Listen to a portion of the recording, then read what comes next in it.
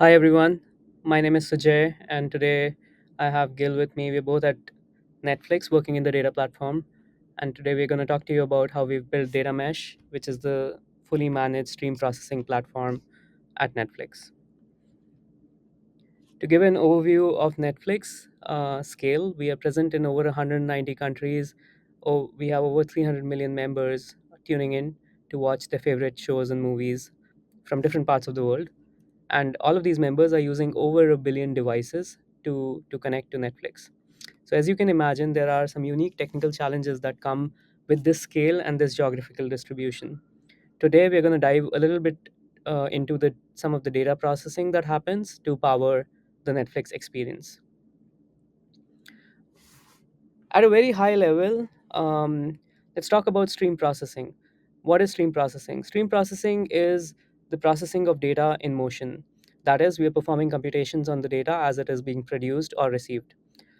Usually, this paradigm is associated with real time data.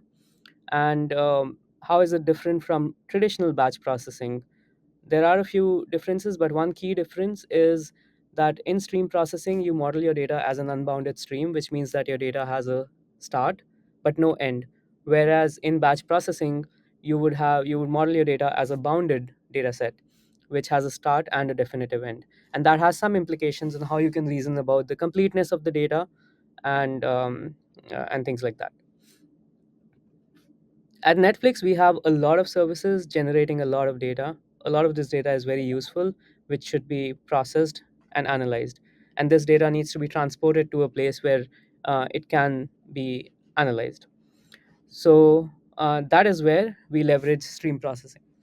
Uh, to leverage stream processing at Netflix, we use a couple of fundamental systems.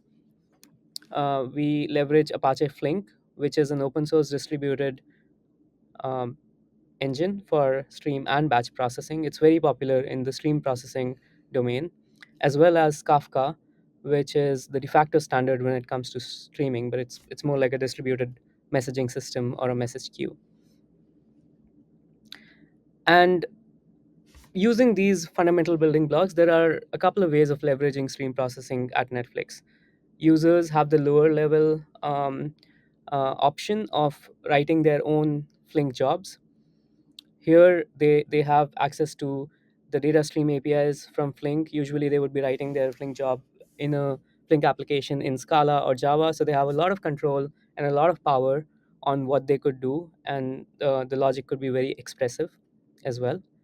However, writing your own Flink job requires a deep understanding of the streaming ecosystem, as well as understanding the connectors, being able to manage the state and reason about the state and time semantics and watermarks, which is why at Netflix we also provide a higher level abstraction called Data Mesh, which is a fully managed stream processing platform where users can leverage stream processing, build streaming data pipelines without necessarily fully understanding or needing to go deep into the streaming details of the streaming ecosystem.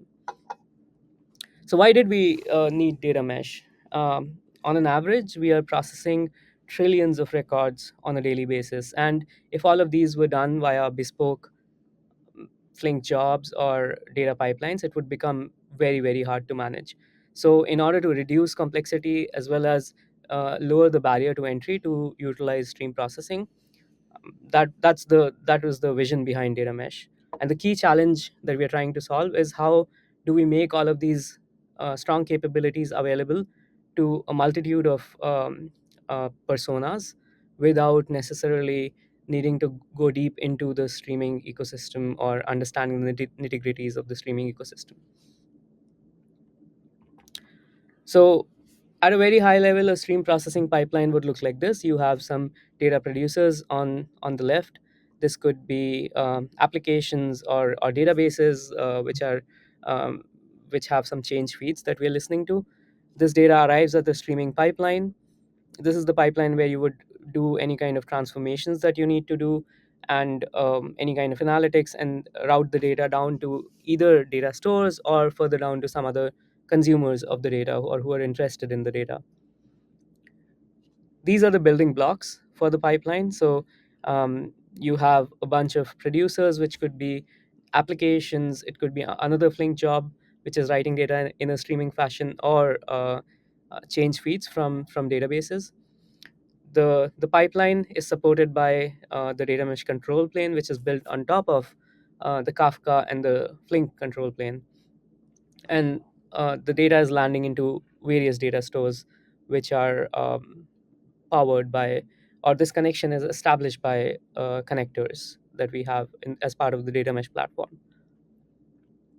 And with that, you could build fairly complex pipelines. In this particular situation, this is a pipeline that we have on data mesh.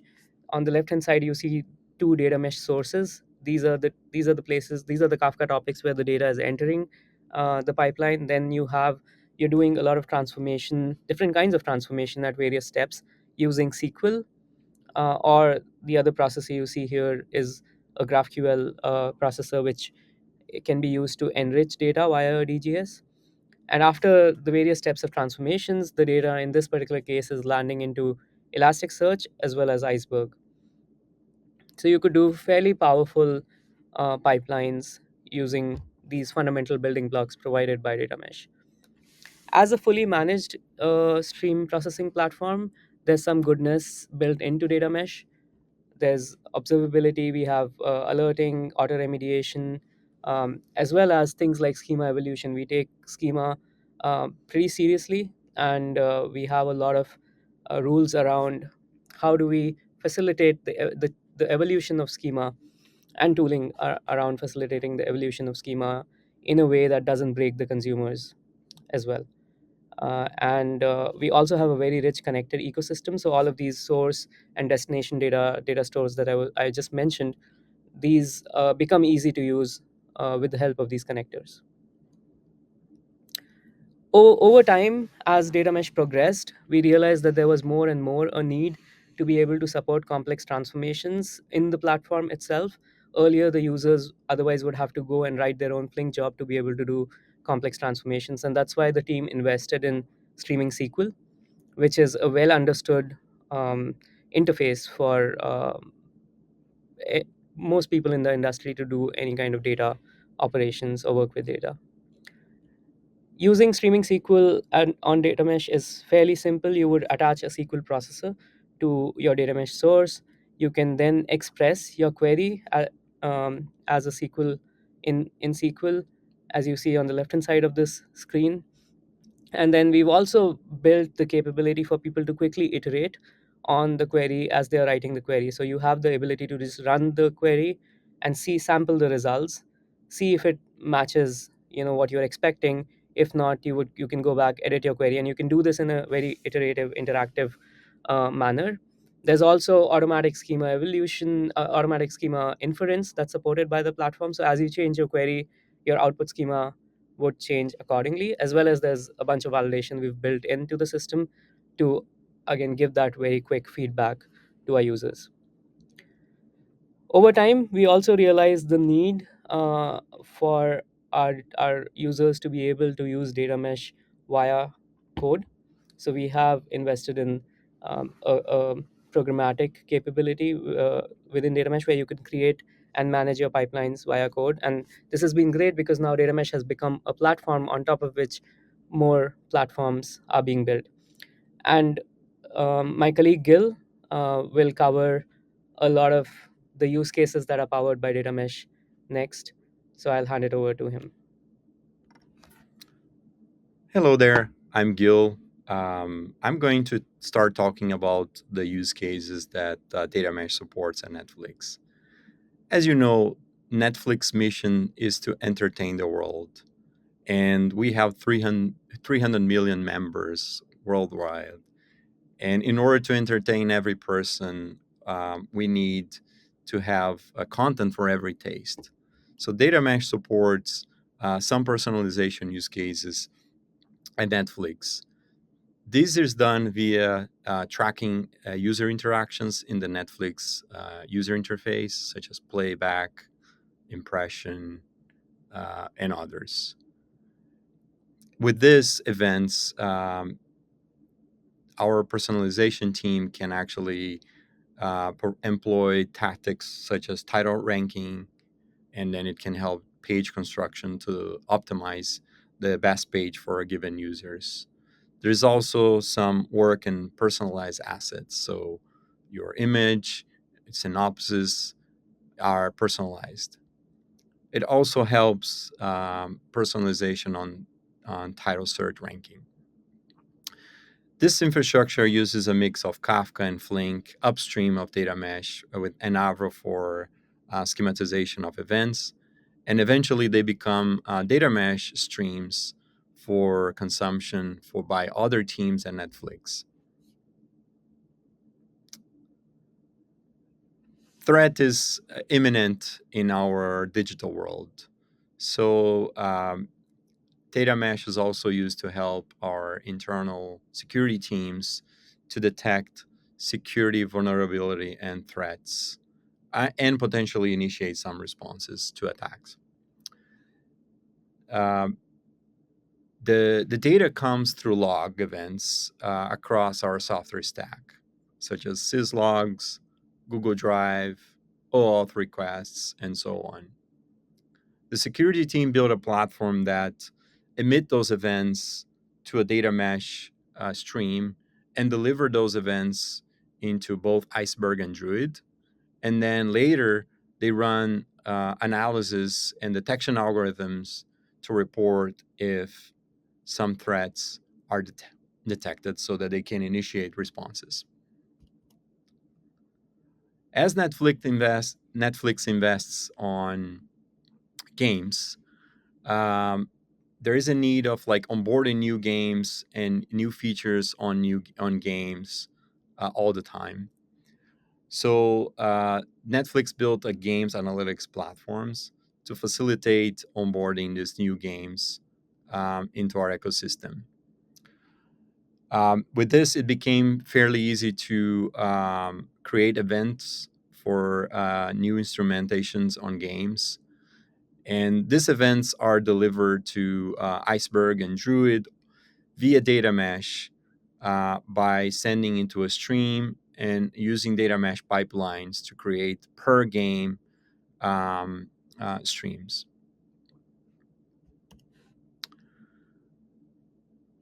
As we mentioned in all these use cases and more, the scale of data mesh reached some significant numbers. Today, data mesh processes more than 100 million events per second at peak time, which translates into 8 trillion events a day. This is all distributed across more than 5,000 streaming pipelines, which underneath run more than 20,000 Flink jobs and over 25,000 Kafka topics. As we've enabled data mesh to programmatically create pipelines and the emergence of this new types of platforms being built on top, we've experienced significant growth. Today, data mesh manages more than 5,000 pipelines, and the list is constantly growing. And with this growth, obviously, the scale leads to a significant operational toil for the team. Our team invest significantly in automation for fault detection and diagnosis and remediation for common faults, such as some transient network and container issues that we can automatically repair. Um, Also, the team is responsible to monitor um, temporarily lag and queuing, back pressure, and we've also built tools to, depending on the type of fault, report the faults to our either partner teams that are responsible for the data stores or our actual users as they make configuration changes in the pipelines. As we build data mesh, we've obviously have learned a lot. And in one special learning is as we provide an abstracted product, it significantly improved our the productivity of our users.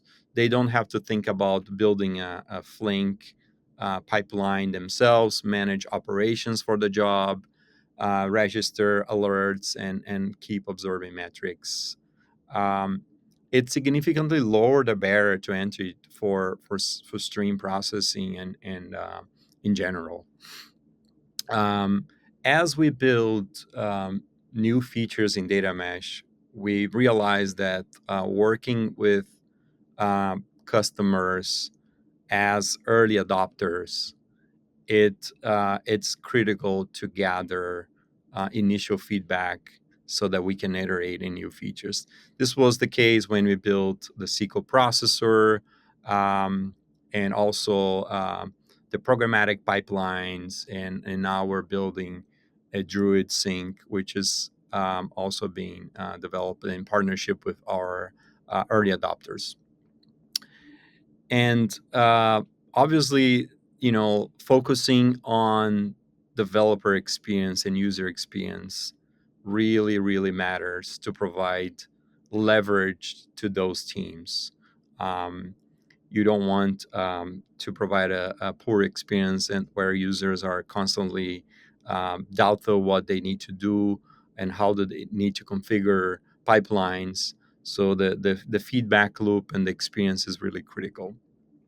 Also, obviously, investing on guardrails so that you can obviously fulfill the promises of offering a platform. With this, I'd like to thank you for the opportunity to presenting at PlatformCon, both myself and on behalf of Sujay. If you'd like to know a little bit more about us, feel free to scan the QR codes to look at our profiles. We've also have some resources that we published in the Netflix tech blog about data mesh and streaming SQL. Thank you.